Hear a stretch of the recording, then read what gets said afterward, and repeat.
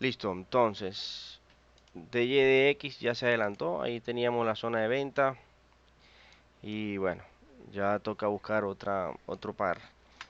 Pero bueno, principalmente les voy a hablar de todo lo que he venido mencionando sobre la crisis, sobre que hay ya un suelo encontrado en Bitcoin, de que hay gente que está emocionada, pero hay otra gente que está asustada por todo lo que está sucediendo. Cuando pasó lo de Luna, em, cuando pasó lo de Luna, yo les hice una comparación de Lehman Brothers, de Countrywide, de lo que sucedió en el 2007, en el 2008. Y lo que pasó con Luna fue prácticamente en sí el proyecto como tal, de que se había dado por muerto y de hecho la confianza no se sostuvo, ¿sí? De hecho, vamos a buscar aquí Lehman Brothers, a ver un segundo, que esto, o sea, yo lo compartí cuando cayó lo de Luna. Entonces, bueno, hablar de eso es más de lo mismo. Ahorita deben estar cansados de tanta información. Y esto prácticamente es lo que pasó con Lehman Brothers. Un banco que quebró, lo hicieron quebrar, luego lo compró Bank of America, después JP Morgan quería pelearse con Goldman Sachs a ver quién iba a tener el liderato y al final lo dejaron morir. Tal cual, un evento similar lo que pasó con FTX en el mercado cripto. Esto el que tiene tiempo haciendo trading, em, no crean que esto es algo nuevo en las criptomonedas. Esto no es algo, un cisne negro, algo que nunca había sucedido, no. Esto en realidad ha sucedido toda la vida, desde que existe la bolsa de valores, ha sucedido con los bancos.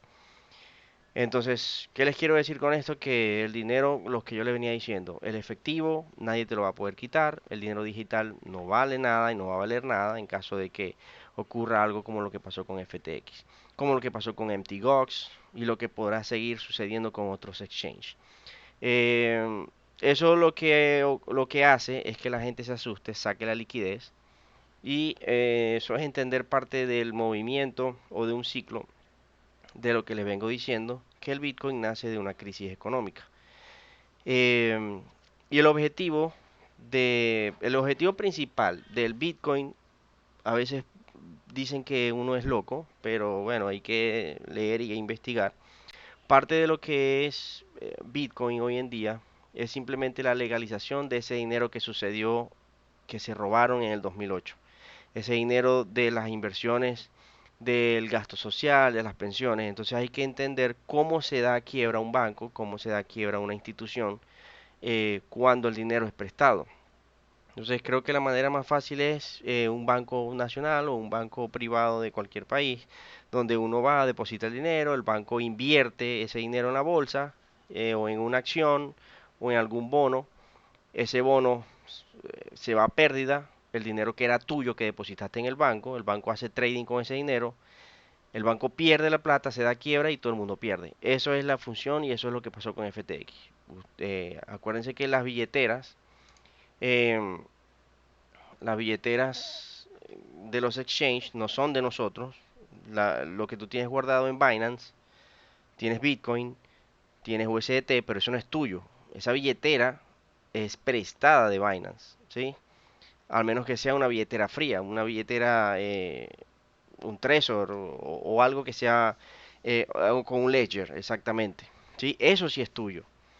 Exactamente eso es tuyo. Pero una billetera de un exchange, eso no es tuyo. Eso es simplemente una billetera prestada. Y si eso se da a quiebra, pues es un impago. Lo que pasó con la subprime. Los bancos eran impagados, o sea, no podían cubrir los pagos porque simplemente se había perdido el dinero. ¿Sí? Em, pero la mayoría de las altcoins funcionan así como el dólar, se crean de la nada. Em, sí, en esa parte tienes razón, pero ¿qué está regulado, el dólar o las altcoins? Las altcoins no están reguladas. Y sí, suena feo, y me atrevo a decir que Bitcoin en su momento va a morir, así lo digo con toda propiedad, y yo sé que muchos se van a ir de aquí burlándose, que yo estoy loco, lo mismo que dicen todo el tiempo. Pero sí, para mí es un hecho de que Bitcoin va a desaparecer, no porque ahorita esté cayendo. Y eso puede suceder de aquí a 4 años, de aquí a 8 años, pero Bitcoin va a desaparecer, así, tal cual.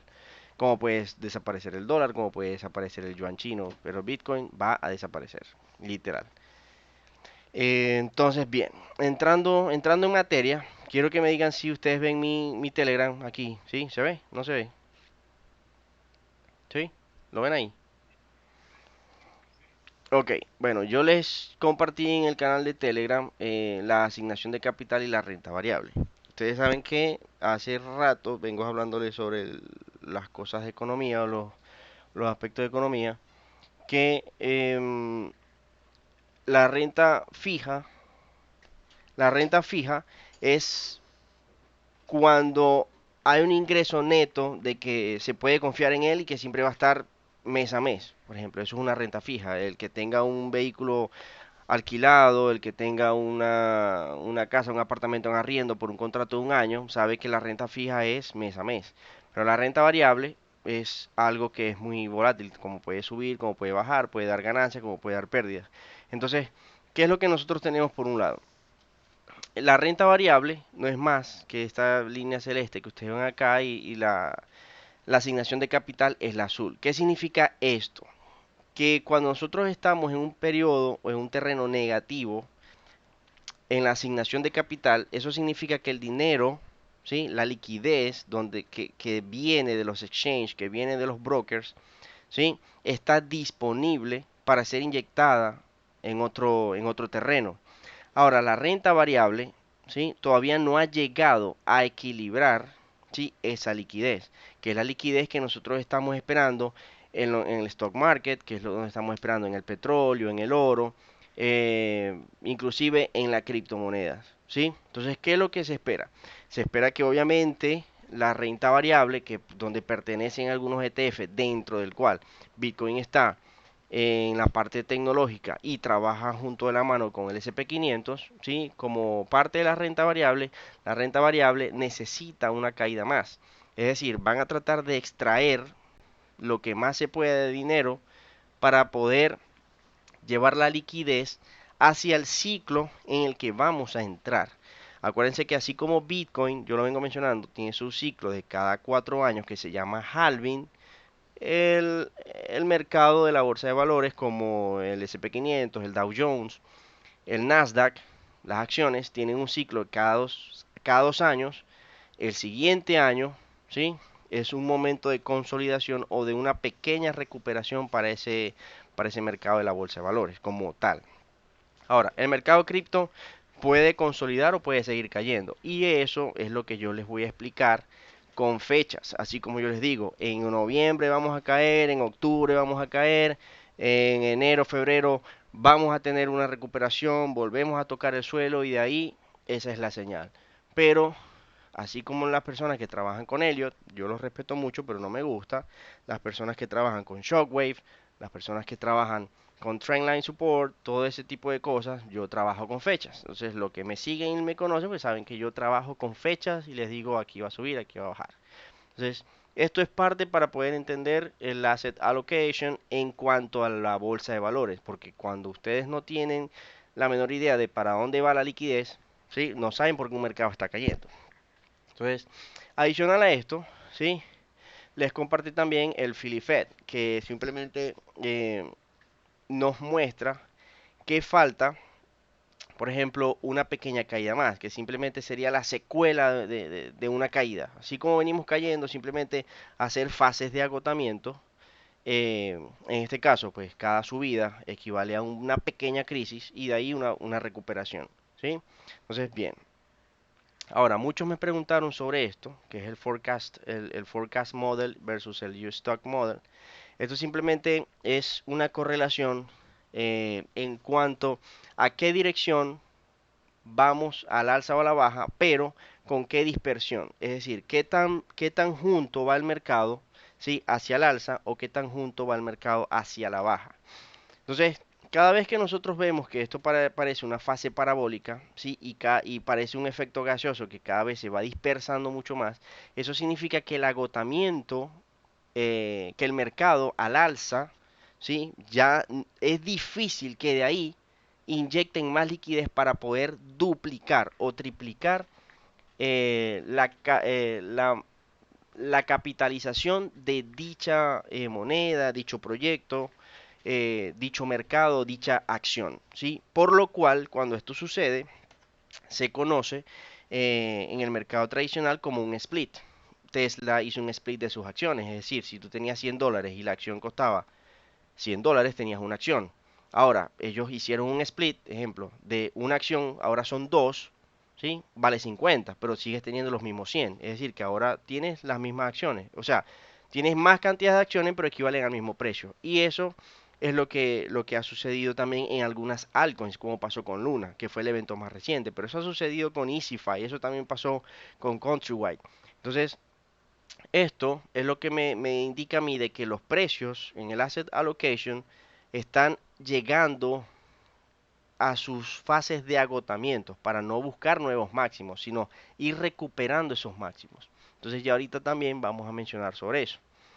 En el S&P 500 también les compartí de que si consolidamos un retroceso, es decir, si el mercado trata de consolidarse en esa área, y hay una inyección de liquidez como está sucediendo estos últimos días, pues ya comenzamos el efecto del ciclo de cada 2 años en la bolsa de valores como tal. Em, y bueno, ya esto se lo había mencionado. Ahora vamos al gráfico como tal. Entonces, una de las cosas que les quería que quería que supieran, por ejemplo, vamos a hablar aquí el Nasdaq, el S&P 500, aquí en este punto.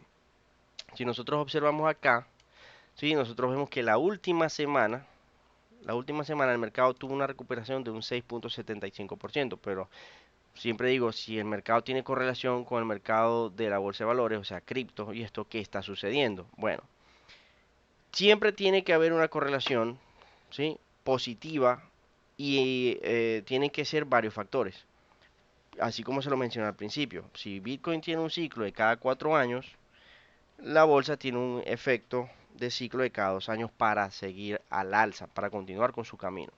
Entonces, esto sucede por el simple hecho de que si nosotros observamos, vamos a buscar aquí, los bonos de deuda, por ejemplo, si nosotros observamos los bonos de deuda, que también se los he compartido, esto significa que a medida que se va recuperando el dinero impreso, a medida que se va recuperando la economía, se van bajando las tasas de interés, los bonos de deuda, esto no significa que los bonos de deuda estén subiendo en su totalidad, simplemente que los impagos se están volviendo pagos, es decir, se pueden pagar, ¿sí? Va reduciendo el nivel de deuda de Estados Unidos, por ejemplo, en este caso, a 10 años, obviamente. No estamos hablando de 2, ni de 3, ni de 5 años, sino a 10 años. Entonces, ¿qué hace referencia a esto? Obviamente, miren cómo veníamos, al igual que el Nasdaq, el S&P 500, veníamos de días de caída, días de caída, días de caída. Y en un solo día, por ejemplo, el 10 de noviembre o el 9, el 9 y 10 de noviembre, el mercado tuvo una recuperación, es decir, una inyección de liquidez súper fuerte para poder cumplir con los bonos de deuda. ¿Sí? Estamos hablando de un 15.60%. Ahora bien, esto lo estamos viendo ahorita porque se metió el fin de semana. ¿Sí? Hay que ver cómo evoluciona esta semana porque pudiese haber mucho más caída en el mercado cripto y ya podemos saber más o menos hacia dónde estiman los números. Entonces, así como de esta manera el mercado vino a buscar su gap, ¿sí? Así como de esta manera el mercado vino a tapar este gap que vemos acá, así el mercado va a venir a tapar este gap que está aquí. ¿Sí? Pero, ¿qué significa que el mercado venga a tapar este gap? Aquí puede consolidar, puede retroceder o puede seguir subiendo, pero sabemos que ya va a venir a buscar el cierre de este gap. Y este mercado, junto con los bonos de deuda pública, tiene mucha confluencia con uno de los indicadores, aquí, con uno de los indicadores que yo le vengo mostrando, ¿no?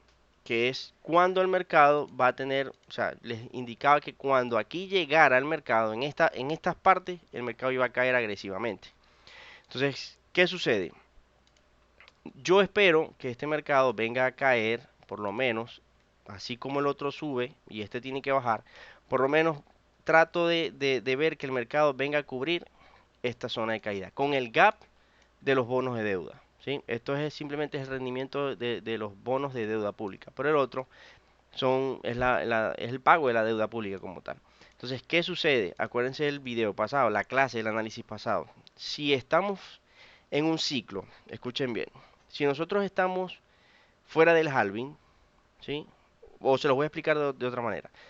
Si nosotros estamos en el año del halving, cada impulso del Bitcoin es agresivo al alza y los retrocesos son pequeños. Como es un ciclo del halving, cada impulso al alza es agresivo al alza. Y cuando son los retrocesos, las bajadas son más cortas, ¿sí? Pero los impulsos al alza, a favor, son mucho más agresivos. Ahora, como nosotros ahorita estamos fuera del halving, es lo contrario. Cada vez que este mercado o este rendimiento caiga un poquito, la caída va a ser mucho más agresiva en el Bitcoin. Y las alcistas, es decir, las recuperaciones alcistas son cada vez más lentas o pocas. ¿Sí? Cada vez que este retrocede un poquitico o este retrocede mucho más, Bitcoin va a retroceder un poquito. Y cada vez que este tenga una caída, las caídas de Bitcoin van a ser más agresivas. Entonces eso es entendiendo el ciclo en el que estamos, ¿sí? Entonces cuando este cae muy poco, las caídas de Bitcoin o del criptomercado va a ser mucho más agresiva. Ahora, cuando nosotros estamos en el halving, que es el ciclo del Bitcoin, y este mercado cayó y empieza a recuperar, estas recuperaciones o estas fuerzas alcistas son más cortas, pero en el Bitcoin son más agresivas. Entonces ahorita el Bitcoin sufre más o el criptomercado sufre más porque los rendimientos de deuda están mostrando ya agotamiento en en el mercado. Entonces, ¿qué significa esto? Que yo veo que al rendimiento de deuda pública, para cumplir con el pago, le falta caer un poco más, sí, pero la inyección de capital, sí, se está viendo en los bonos de deuda y todavía falta por subir un poco más. Ahora, esto le va a dar un impulso al SP 500, le va a dar un impulso al Nasdaq y al Dow Jones, pero no significa que este lado de la correlación vaya junto al Bitcoin. Simplemente que esto es un movimiento que es independiente ahorita del mercado cripto. Porque este es el ciclo del Nasdaq, es el ciclo del Dow Jones y es el ciclo del SP 500. ¿Sí? Por esa misma razón, ustedes ven que hay una descorrelación o una correlación negativa. Pero también les vengo diciendo que cuando un mercado cae, consolida, ¿sí? Y el otro cae y corrige, ¿sí? Simplemente está esperando, ¿sí? Que este caiga con fuerza para este manipular y seguir su camino. Entonces, de este mismo método va a ser el Bitcoin, por ejemplo. Ustedes ven que ahorita hay una especie de doble suelo, el mercado está corrigiendo, la bolsa de valores como tal, y ven que Bitcoin lo que está haciendo es simplemente máximos más bajos, mínimos más bajos, ¿sí? Y vemos que el mercado está cayendo. Pero ¿por qué sucede esto? Por el simple hecho, ¿sí? De que se están haciendo impagos, así como los bancos hicieron impagos con el USD, la moneda fiduciaria como tal, ¿sí? Es decir, tu dinero lo depositas en un exchange, en un broker o en un banco, ese dinero es utilizado para hacer inversiones con dinero que no es del banco, ¿sí? Cuando ven que la deuda es que supera al ingreso, entonces ahí es donde se crea un impago, se va a la quiebra. Entonces, esta descorrelación que es temporal no es más que fuera del ciclo del Nasdaq, es decir, cada 2 años y no tiene nada que ver con el Bitcoin. Porque en su momento se los dije, este se va a mover de manera diferente cuando sea su ciclo y ese ciclo ya llegó. Ahora, entrando en materia con el tema de Bitcoin, no me quiero ir muy adelantado porque sé que eso es lo que quieren escuchar. Em, Quiero comentarles un par de cosas adicionales con respecto a... ¿Dónde está? ¿Dónde está? Ok. A esta parte que creo se las compartí en también está en el canal. Y quiero que veamos un par de cositas. Déjenme buscarlo por aquí.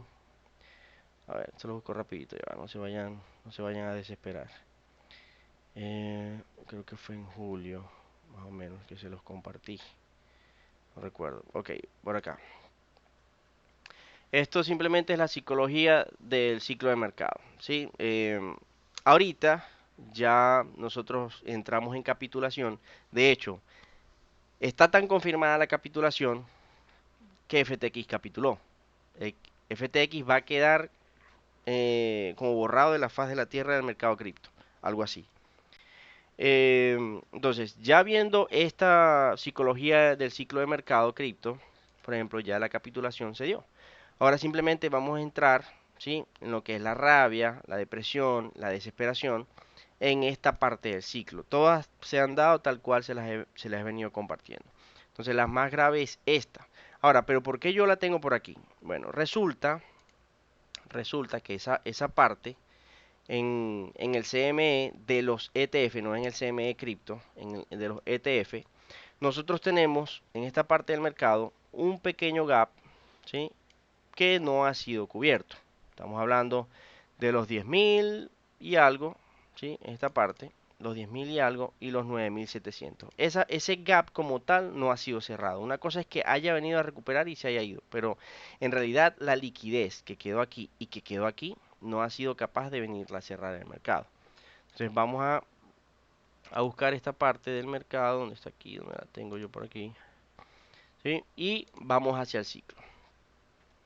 En el canal yo les indicaba, voy a borrar por acá, yo les dije que íbamos a repetir julio, octubre y noviembre, ¿sí? Esta parte por aquí, estamos en julio, les dije octubre y noviembre, dije, esta parte que está acá de este ciclo lo vamos a repetir aquí, tal cual, lo vamos a repetir aquí, ¿sí? Les dije, falta la caída de noviembre, todavía falta una caída más, y de ahí empezamos un proceso de consolidación. Ahora, esta línea de tendencia no necesariamente tiene que parar ahí, ¿sí? Y decir, bueno, aquí ya es el fin porque este es un soporte y una tendencia. No necesariamente tiene que parar ahí, sino acuérdense lo que les dije sobre las fechas. Yo trabajo acorde a fechas.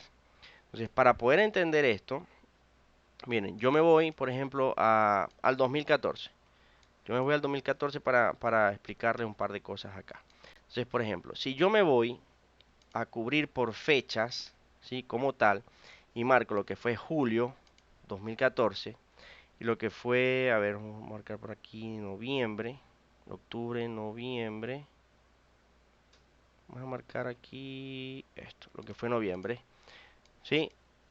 El ciclo de cada 4 años que es fuera del halving son caídas, ¿sí? Y de hecho, tanto así son las caídas que aquel que opera en soportes y resistencias, por ejemplo, yo les voy a marcar esta parte aquí es soporte, resistencia, resistencia en este punto. Aquí en esta zona yo tengo un soporte, voy a llevarlo aquí en esta zona, ¿sí? ¿Y qué es lo que nosotros vemos? Que la caída agresiva se dio en agosto, pero la más agresiva fue septiembre, octubre, aquí, octubre, noviembre, toda esta parte, ¿sí?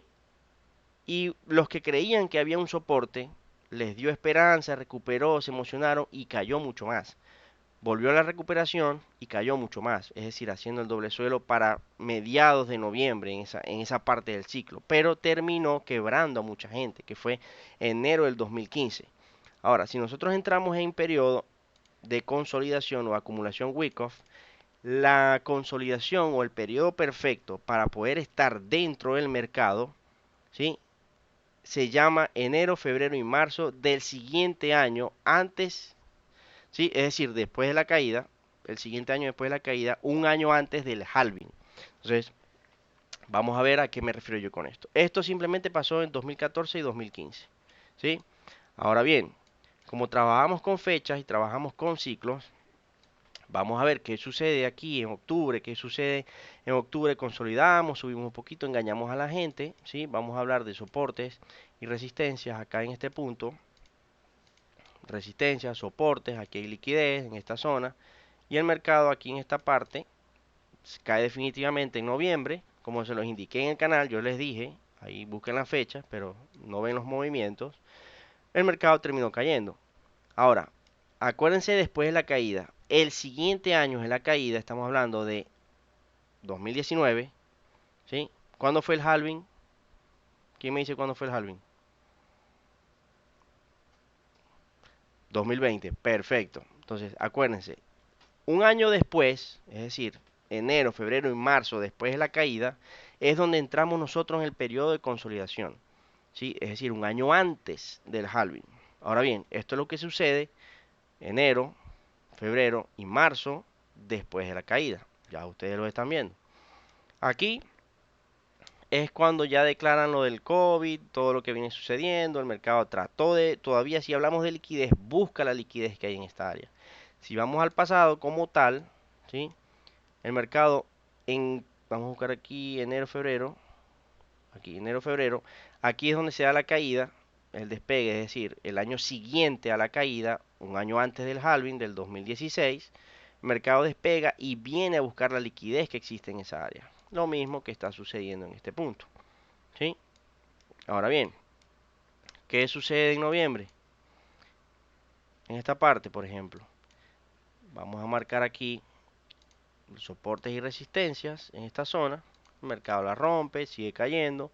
Aquí no existe nada, pero existe esta acumulación. Aquí la rompe y sigue bajando. Y en esta parte, por ejemplo, que tenemos acá, el mercado rompe este soporte como tal. ¿Y qué le toca?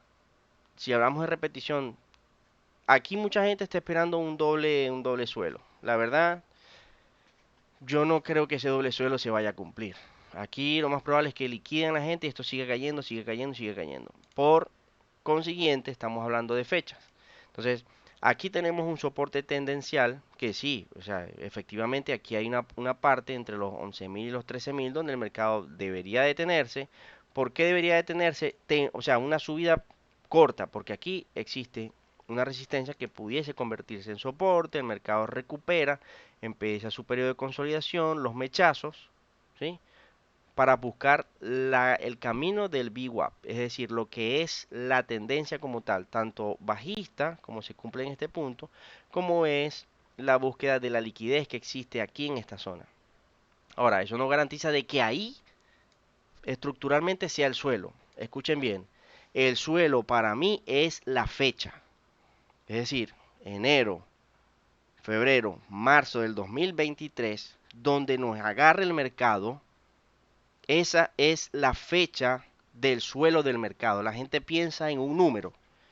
Como yo trabajo basado en ciclos, mi ciclo me dice que el suelo es enero, febrero, marzo 2023, un año antes del halving, un año después de la caída que viene sucediendo entre octubre, septiembre, octubre y noviembre. ¿Sí? Entonces, quiero en este momento que sepan que desde mi punto de vista, analizando el ciclo del mercado como tal, el suelo del mercado de cripto, o en este caso de la totalización de Bitcoin y de Bitcoin, está cuando entremos en el primer trimestre del 2023.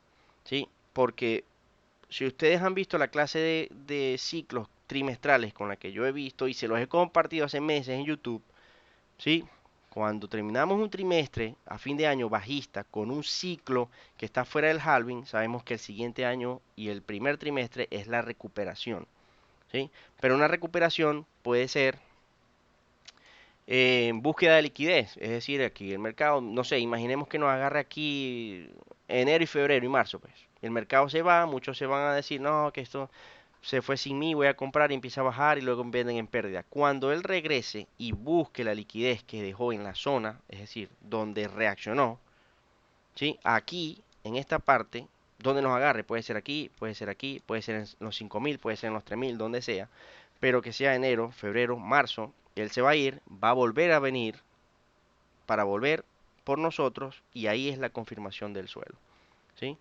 Pero tienen que saber que es una fecha, no es un precio. Cuando el precio esté dentro de enero, febrero, marzo, yo digo aquí es el punto, ¿sí? Este es el punto. De momento ahorita tenemos una tendencia, un soporte tendencial bastante sano y el mercado podría detenerse aquí.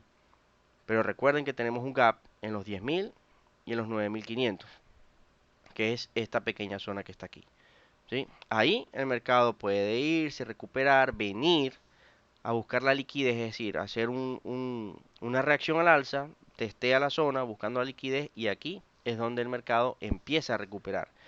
Ahora, viendo que la caída ha sido bastante agresiva en el mercado cripto. Yo lo máximo que veo, lo máximo, y desde mi punto de vista, lo máximo que veo es que el mercado pueda ser incapaz de buscar, de pasar los 50.000. Es decir, como muy máximo, yo pienso que el mercado, si lo hace, no va a haber un nuevo máximo. Simplemente el mercado va a oscilar por debajo de los 50.000. Em, o sea, eso va porque los 50.000 es un factor psicológico. Y yo también les decía cuando estábamos, no sé, por aquí, no recuerdo dónde, que si el mercado rompía los 50, de ahí vamos a caer por el factor psicológico y que va a ser incapaz de romperlo. Entonces, como aquí hay liquidez, aquí hay mucha gente que quedó atrapada, si hablamos del factor psicológico en cuanto al mercado, cada vez que ustedes, por ejemplo, vamos a ponerlo en práctica con otro gráfico que no quiero dañar este, vamos a ponerlo por aquí. Ok, voy a hacer un ejercicio acá. Si ustedes hicieron un trade en una hora, por ejemplo, estaban haciendo esto, aquí había un doble suelo y ustedes vinieron y entraron aquí, ¿no? En compra y el mercado ustedes se emocionaron, iban en positivo y no cerraron, sino que el mercado se devolvió y está en negativo. Hay dos tipos de traders. El que acepta la pérdida con el stop aquí y ya cerró, no pasó nada, cerró en pérdida. Y la mayoría del retail que deja el trade abierto con la esperanza de que el mercado vuelva para cerrar. Porque si aquí hay un soporte, él tiene que volver a hacer la resistencia. Es lo que normalmente se dice, ¿no? Entonces, ¿qué pasa con esto? Si ustedes compraron aquí y el mercado empieza a recuperar tarde o temprano, da este movimiento y llega aquí, ¿qué hacen ustedes? Ustedes aquí cierran la operación en cero o dejan correr esto. Dígame, ¿quién me responde? Sean sinceros, ¿qué hacen? ¿Cierran en break-even? Cierran en break-even, ¿sí o no? Cierran, exacto, cierran en break-even. Ahora, si los 50.000, ¿sí? Que es un factor psicológico y donde esto que está aquí se repitió, es decir, esto que está aquí, esto que está aquí, ¿sí? Esto que está aquí, ¿sí? Y de aquí toca estas mismas zonas y lo que hace el mercado es que cae. ¿Qué creen ustedes que va a pasar aquí en los 48.000? ¿Que los va a romper o que va a caer?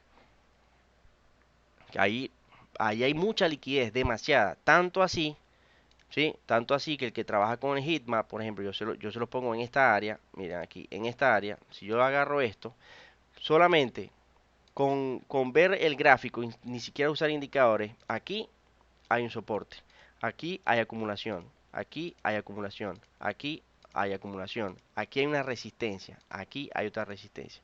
Esa zona me indica a mí que ahí hay liquidez y que lo que está sucediendo en esas acumulaciones es que cuando el mercado tarde o temprano haga lo que tenga que hacer y llegue aquí a cubrir todo este gap que está en esta zona, la gente lo que va a hacer es que va a salirse en break even, va a salirse, la gente va a vender. Aquí es un short grandísimo, ¿sí? Va a salirse y de ahí va a buscar otra recuperación que vendría siendo esta parte, los 30.000, ¿sí? Aquí va a haber un rango de juego que es la gente que va atrapada en los 48.000, en los 50.000, o la gente que compró más arriba, en los 50, en los 60, va a salirse en los 48, en los 50. ¿Sí? Esta es la parte donde yo les vengo diciendo de que no veo que vaya a suceder un nuevo ETH. Sin embargo, puede venir a buscar el mismo precio, es decir, esta parte, los 70.000, 60 y algo mil, por ahí. Puede hacerlo, porque aquí también hay liquidez, aquí hay mucha gente que compró y está holdeando porque creyó en el rompimiento, ¿sí? Entonces, tenemos dos factores, o somos incapaces de llegar al ATH o lo vamos a igualar, pero de que haya un nuevo máximo, no lo creo, la verdad no lo creo.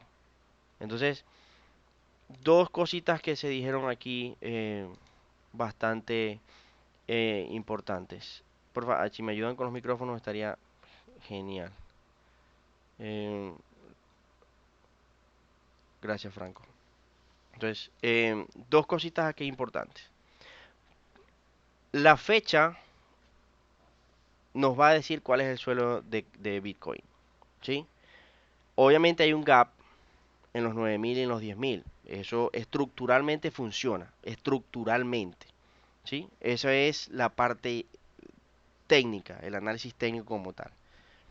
Pero fundamentalmente y en ciclo, el suelo del Bitcoin, la zona de recuperación es una fecha que basa enero, febrero, marzo del 2023, un año antes del halving. El mercado se va a disparar, la gente va a pensar que se fue, luego el mercado toma la liquidez, ¿sí? De ese despegue y ahí es la zona donde nosotros vamos a decir, aquí es el momento de entrar y no va a haber un nuevo máximo.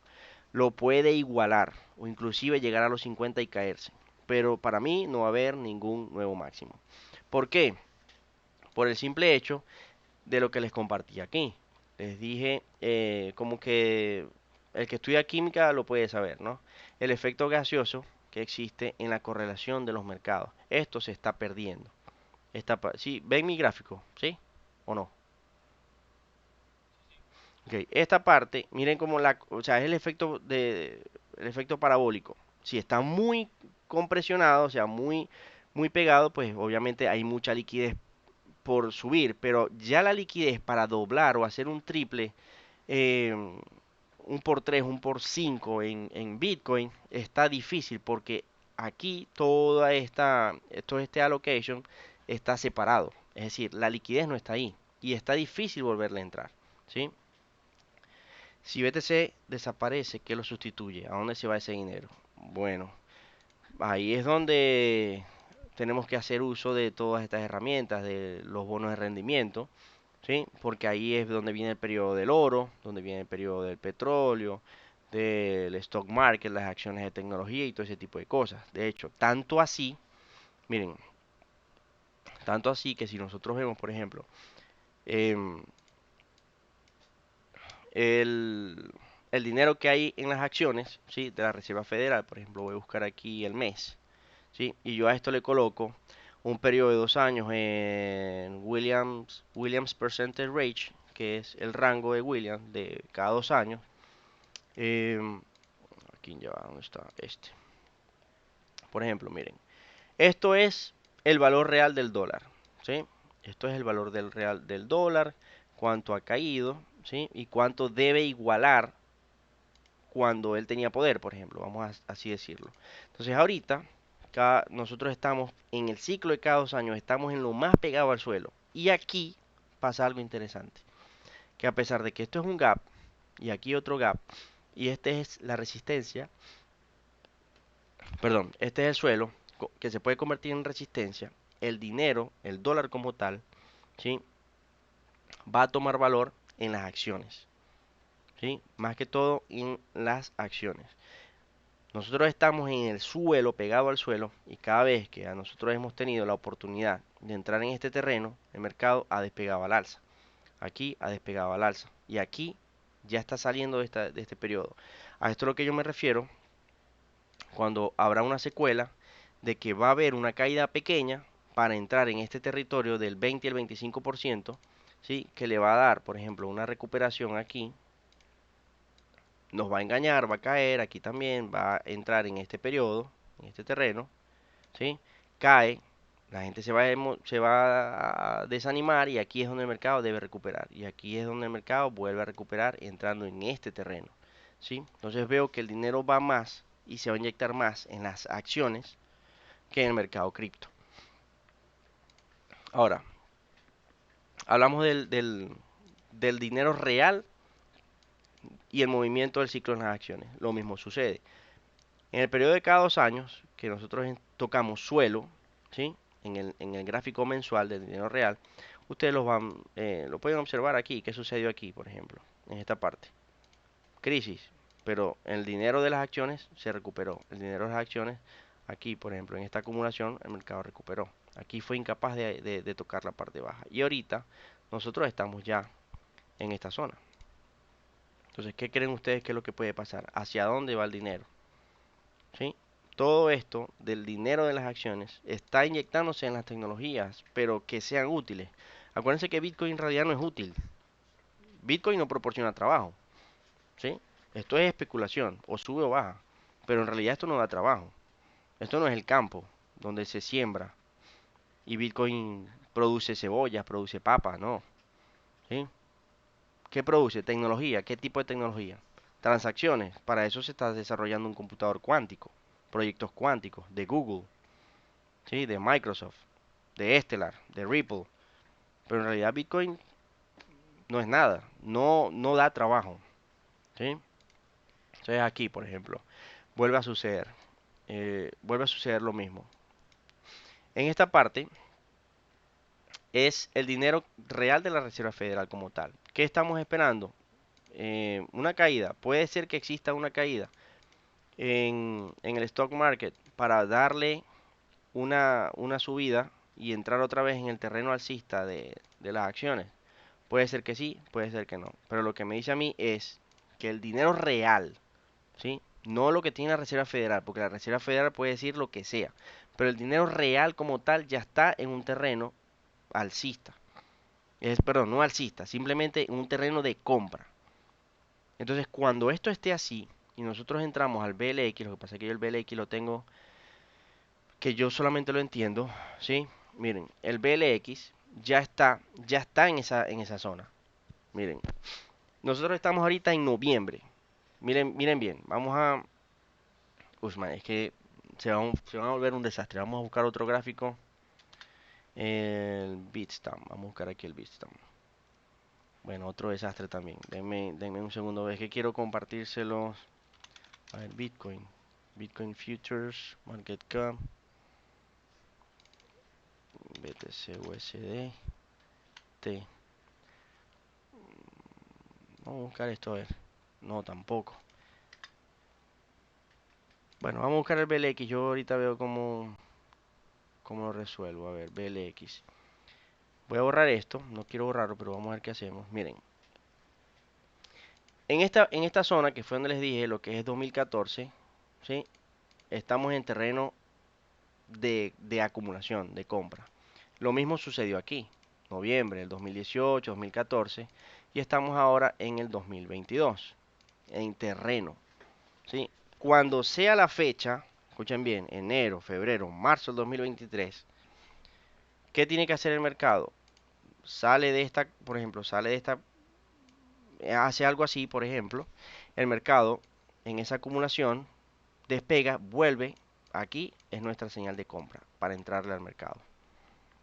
¿Se entendió? Sencillo. ¿No se entendió? ¿Tienen dudas?